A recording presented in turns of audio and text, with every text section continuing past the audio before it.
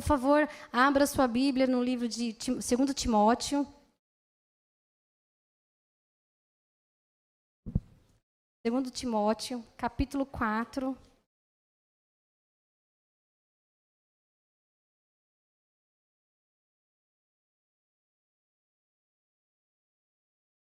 Eu gostaria de trazer a igreja a uma reflexão.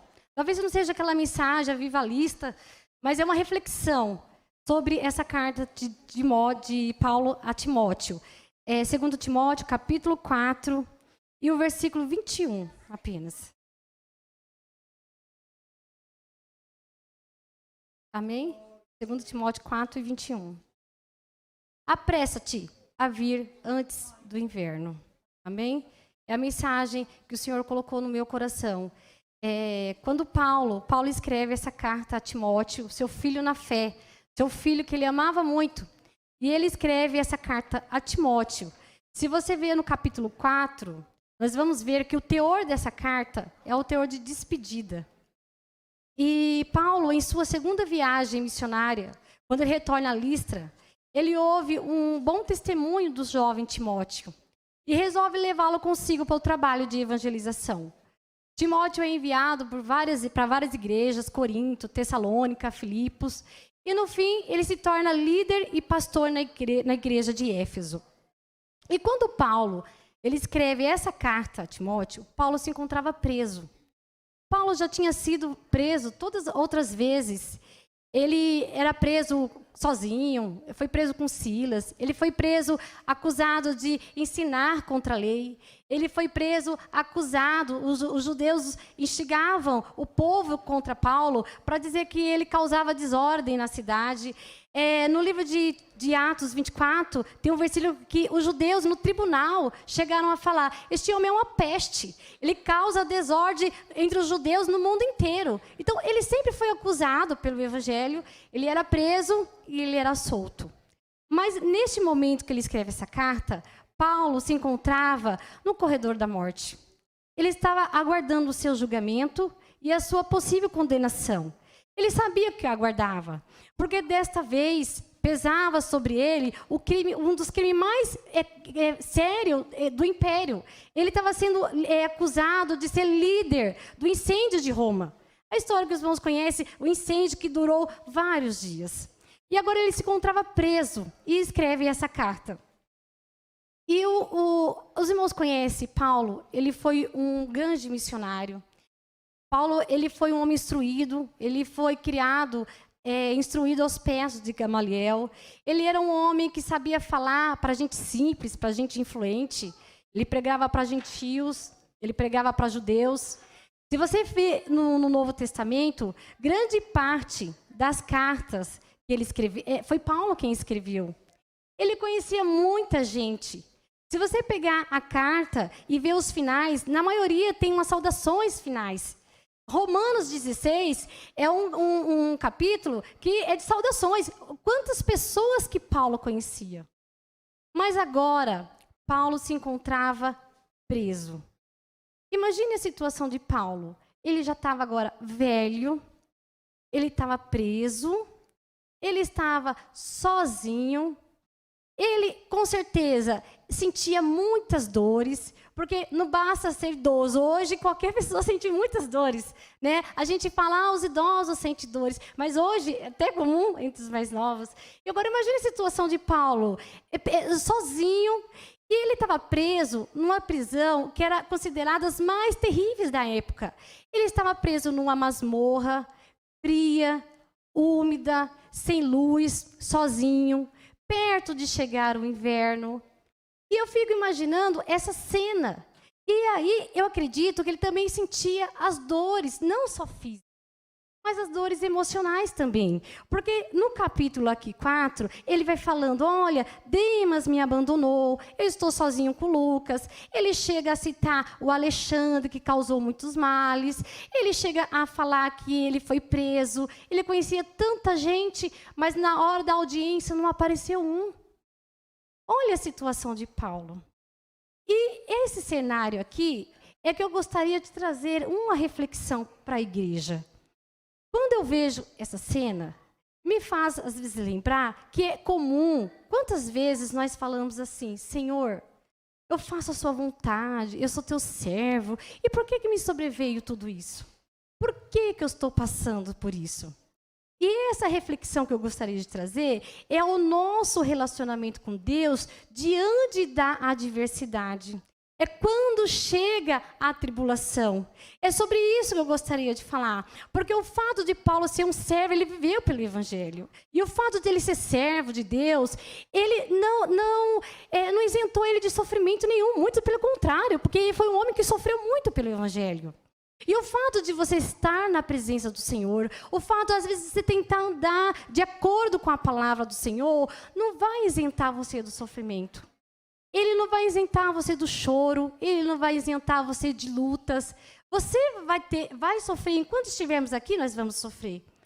E é normal nós pegarmos alguma literatura, algum panfleto que entrega para a gente, convidando para ir à igreja, falando assim, pare de sofrer, venha, pare de sofrer.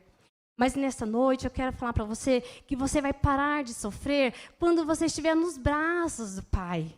Porque a Bíblia diz assim, que no mundo tereis aflições, mas tende bom ânimo. Enquanto você estiver aqui, você vai sofrer, você vai chorar. Mas a diferença é que nós temos um Deus que cuida de nós. É o Deus que sustenta com as suas mãos.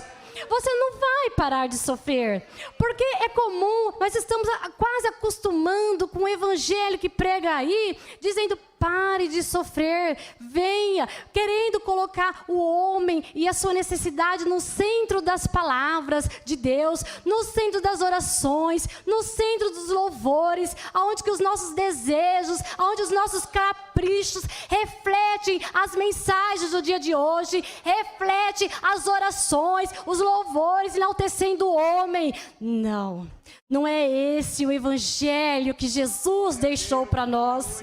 Não é esse. Paulo em Coríntios 15, 13 fala assim, eu vos entreguei o que também recebi, que Cristo morreu, foi sepultado e ressuscitou. É esse o evangelho que nós devemos pregar, é esse o evangelho que nós temos que seguir, porque a palavra de Deus, o evangelho, não é essa mordomia, como Deus quisesse fazer, como o Deus criou o homem para não sofrer. Mas o pecado fez separação, o pecado trouxe o sofrimento. Hoje nós aprendemos na escola dominical, em 1 Coríntios 2 e 2, dizendo, Paulo falava, porque decidi nada saber entre nós, senão a Jesus, o ressuscitado. É o Jesus ressuscitado que tem que ser o centro da mensagem nas igrejas. É o Jesus ressuscitado que tem que ser o centro das nossas vidas. Foi o Jesus, hoje existe coach por aí que prega mensagem de autoajuda. Não, não é esse evangelho que Jesus nos deixou. Jesus falou assim, se alguém quiser vir a mim, negue a si mesmo, tome a sua cruz e siga-me. É renúncia ao evangelho de Jesus. É renúncia. Prega hoje sobre venha, você vai mudar de vida financeira. O que eu quero dizer é que Deus é poderoso e Ele pode mudar a sua vida financeira, sim. Jesus, Ele é poderoso. Você pode entrar aqui hoje doente, mas você pode sair curado. Você pode entrar aqui precisando de uma libertação. Você pode entrar aqui precisando de um problema e o dono do milagre está aqui nessa noite. Jesus no passado, ele curava, ele pregava, ele ensinava, ele curava, ele libertava os oprimidos, ele libertava, ele purificava os leprosos, ele ressuscitava, ele fazia tantos milagres e ele continua fazendo hoje aqui conosco. Ele é a solução para nossas vidas. Só que eu quero dizer assim, que o evangelho, ele não se resume a isso. Quantos vêm para a igreja como se fosse uma vitrine de padaria? Eu vou lá buscar a minha bênção. Você vem aqui para louvar o nome do Senhor. Você vem aqui agradecer, Senhor, eu te agradeço, porque o Senhor morreu numa cruz e me fez digno de estar aqui. Qual é o milagre maior que o Senhor, Ele nos salvou. Você não tinha valor nenhum, eu não tinha valor nenhum, nós vivíamos lá no lamaçal do pecado, mas Ele foi lá com a sua graça, com a sua maravilhosa graça, sem você merecer, sem eu merecer, sem valor nenhum, sujo, do jeito que estava. Ele foi lá, buscou, tirou você lá do abismo, tirou você lá de baixo e trouxe para a sua presença. Ele te salvou pela lavagem da regeneração e da renovação do Espírito Santo. A sua ficha era suja, a minha ficha era suja. E sabe qual era a sentença? Morte. Era o inferno. Mas Ele, além de nos salvar, além de nos lavar, Ele nos justificou. E o inimigo não tem como nos acusar, porque nós somos justificados por Ele. Aleluia, glória a Deus.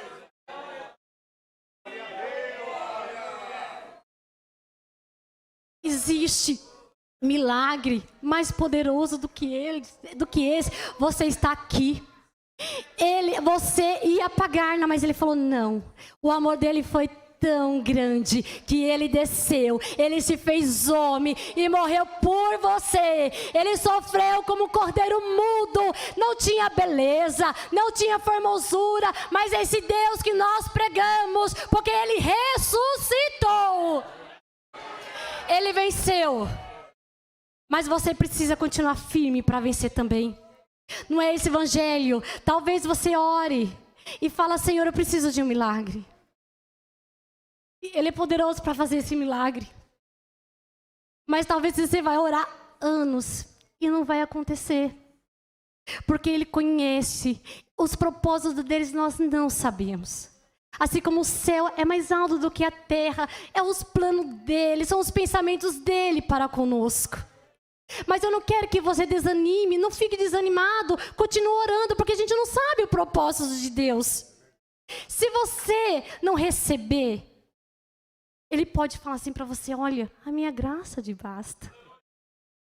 Eu te sustento na fraqueza. Eu te carrego no colo. Eu faço o trabalho para você. Eu cuido de você. A vida do crente é uma batalha, uma atrás da outra. Se perguntar aqui, irmãos, vem aqui na frente que vamos fazer uma oração para quem tem problema. Todo mundo vai vir. Todo mundo tem as suas batalhas do dia a dia. Todo mundo tem as suas batalhas interior, a sua batalha emocional, aquela batalha, aquela luta que só você sabe. Aquela batalha que faz descer as lágrimas na hora que você dorme. E ninguém sabe. Cada um, mas a vida do crente é assim, mas o Senhor vai dando graça. O Senhor vai nos sustentando com a sua misericórdia. E Ele dá graça hoje. E amanhã e hoje você dorme. Quando amanhã você acordar, bem cedinho ao abrir os olhos, a graça de Deus vai estar lá para te sustentar. Para te segurar nas mãos e falar: meu filho, não temas, não tenha medo, porque eu estou contigo, eu te ajudo, eu te sustento, eu te guardo, eu estou contigo. Não é esse evangelho fácil que nós vemos por aí. É o evangelho, você pode ficar rico, e é graça de Deus, e Deus quer que tenhamos boa vida, não é pecado. Mas a palavra de Jesus, quando veio aqui, falou assim: as raposas têm seus covis, as aves têm seus ninhos, mas o Filho do Homem não tem nem aonde repousar a cabeça. Se esperarmos em Deus somente nessa vida, nós somos os mais miseráveis dos homens. Só que a palavra de Deus, ela não dá nenhuma garantia que você não vai sentir medo. Ela não dá garantia que vai ser fácil. Ela não vai dar garantia que você vai ser bem-sucedido em tudo. Mas ela dá uma garantia que as aflições do tempo presente não são para comparar com a glória que nos há de ser revelada. É esse o evangelho que nós temos que pregar. É o evangelho que Ele fala: eu lhes dou a vida eterna, jamais perecerão, e ninguém as arrebatará das minhas mãos. Você está na palma da mão do Senhor. Talvez você queira um status, talvez você não consegue subir financeiramente, profissionalmente, você não é reconhecido. Não é fácil, mas se você vencer, será vestido de vestes brancas. A promessa que ele tem para a sua vida é que se você vencer, jamais ninguém apagará o seu nome do livro da vida.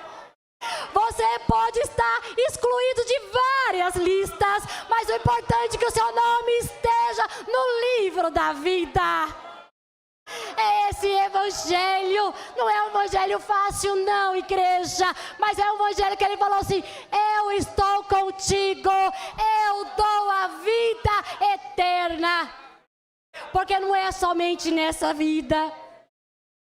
E Paulo, ele escreve essa carta a Timóteo, e no 4, no versículo 17, ele fala: da minha primeira defesa, ninguém foi ao meu favor, antes todos me abandonaram. Que isso não lhe seja posto em conta, mas o Senhor me assistiu e revestiu de forças. Em Hebreus 13 fala: de maneira alguma te deixarei, nunca, jamais te abandonarei. Quando você estiver numa situação extrema, porque às vezes Deus permite que todos se afastem e você fique sozinho. Mas quando chegar neste momento, é Ele que vai estar com você. Lá, quando ninguém estiver com você, é Ele que vai estar. E nesta noite, Ele fala: não vai ser fácil, mas Ele te dá força. A Bíblia diz assim que Ele dá força ao cansado e multiplica a força que não tem mais vigor. Se você não tem mais força para caminhar, receba a força do Senhor nessa noite, porque muito grande, muito longa é a caminhada. Ele está aqui para revestir você de forças nesta noite. E Paulo, ele faz ele avisa, alerta Timóteo. No versículo 4 e 9, ele fala assim: Timóteo, procura vir ter comigo depressa. E agora no versículo 21 que eu li: apressa-te vir antes do inverno. Ele pediu para que viesse antes do inverno, porque naquele tempo, durante as viagens pelo Mediterrâneo, eram paralisadas no inverno, devido, não era seguro. As embarcações, por causa, era tempestade. Então encerrava, e Timóteo tinha uma pressa. Paulo tinha pressa, falou: Timóteo, venha ter comigo depressa antes do inverno. Nós temos um exemplo em Atos 27, quando Paulo ele é levado para a Itália junto com os outros presos, e Paulo falava, já estava para invernar, e Paulo falava: olha, não é seguro essa viagem para o navio, para as cargas, para as pessoas, mas o piloto, ele não deu, o centurião não deu crédito, preferiram ouvir o piloto do que a Paulo. E a igreja conhece a história, teve um naufrágio com 276 pessoas, mas graças ao bom Deus todos chegaram sãos. Então, durante o inverno, as viagens paravam. E o Senhor me deu uma mensagem: tem coisa que você precisa fazer antes que chegue o inverno. Perdoe antes que não tenha mais oportunidade.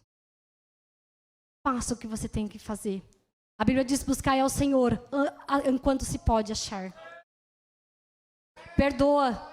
A culpa, o remorso é um sentimento muito pesado para você carregar. Libere o perdão, você não sabe o dia de amanhã. E se o Senhor está falando com você hoje, não endureçais o vosso coração. Ele é o Deus que dá oportunidade. Faça, ame, antes do inverno chegar. Antes, ame, faça, trabalhe antes que seja tarde. Talvez é tarde, talvez às vezes lá na frente a gente consegue voltar ou redirecionar nossas vidas, mas às vezes é tarde demais. E quando a gente fala no inverno, a gente vai lembrar de dias difíceis. A nossa vida é como um inverno, é como a estação do ano. Tem aquele dia de sol, É bom você acordar cedinho, abrir a janela, tem aquele sol, o dia fica até mais alegre.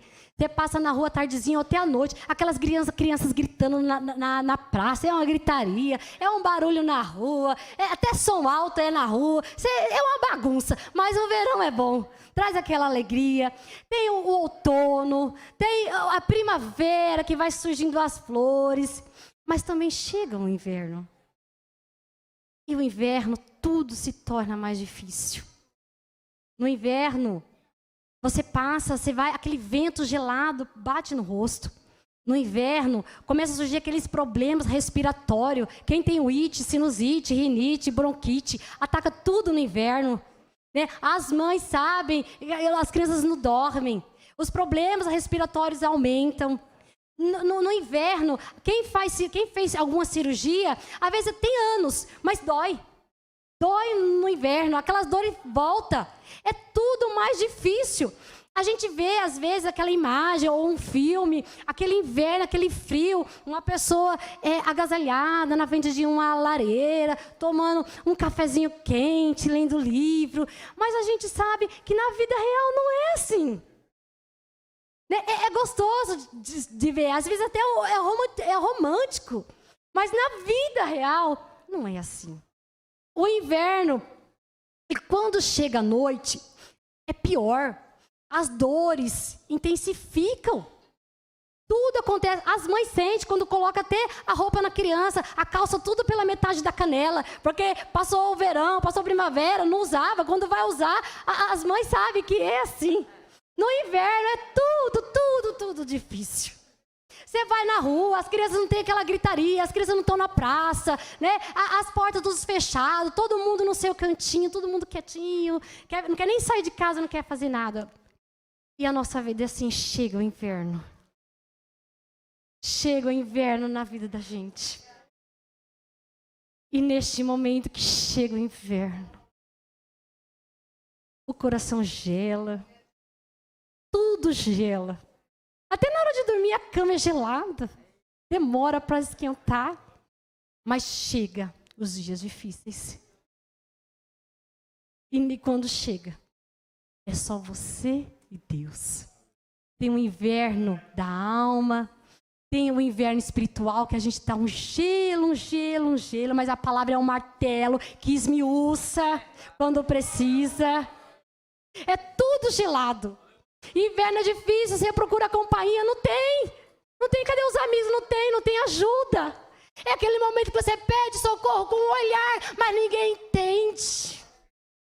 É aquele dia, aquela época que o coração grita de tão angustiado. Mas antes que venha uma palavra, o Senhor já conhece. É o inverno, é quando você não consegue orar. O inverno é dias difíceis, você não consegue orar.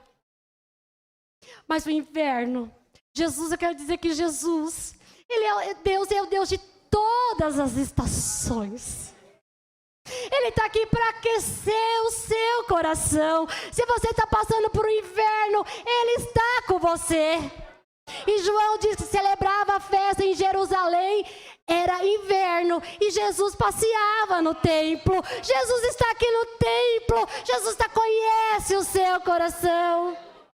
Eu quero dizer que Ele veio aqui para aquecer o seu coração e para passar por esse inverno, para passar por isso.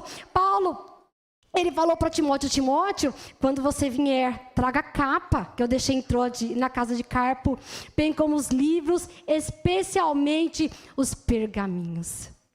Se você viver no evangelho fácil, só de prosperidade, só de milagres, só assim, quando chegar esse tempo, você não vai aguentar. Em Salmo 119:50 fala, o que me consola na minha angústia é isso, que a tua palavra me vivifica. É a palavra de Deus. A palavra de Deus, ela é o pão para o seu corpo, ele é o alimento para você. A palavra de Deus, ela é a porta para você passar. A palavra de Deus é tudo, é saúde, é vida, é lâmpada para os seus pés. A palavra de Deus é a sua direção, é o teu sustento. Você precisa estar meditado, precisa estar baseado na palavra de Deus. É a palavra que vai te sustentar nessa época difícil.